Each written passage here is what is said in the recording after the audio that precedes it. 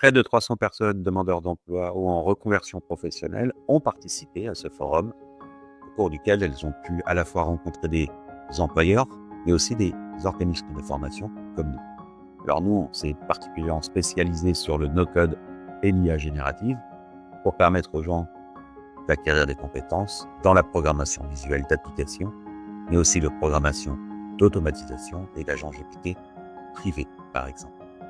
Le no-code est une filière innovante, dynamique et vivante qui commence à avoir beaucoup d'expérience et qui s'est particulièrement aguerrie ces dernières années grâce à des outils souverains, à la fois sur la cybersécurité et au RGPD, des thématiques qui étaient abordées pendant ce forum.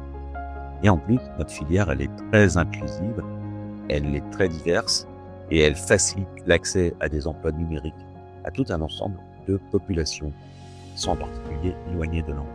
Si on s'intéresse juste aux chiffres concernant la féminisation des métiers du numérique, on se rappelle qu'en 2020, 16% des emplois tech étaient occupés par des femmes. En 2024, 24% des emplois du numérique, tout compris, qui sont occupés par des femmes.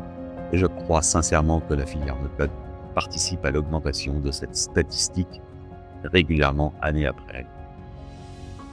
Je voudrais remercier en particulier Fleurine et Géraud de France Travail de nous avoir invités à participer à cet événement.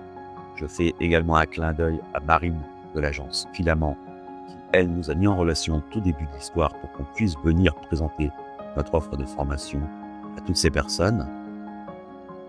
Et enfin, je profite de l'occasion pour vous dire qu'on va annoncer beaucoup de choses en 2025 autour de notre organisme de formation.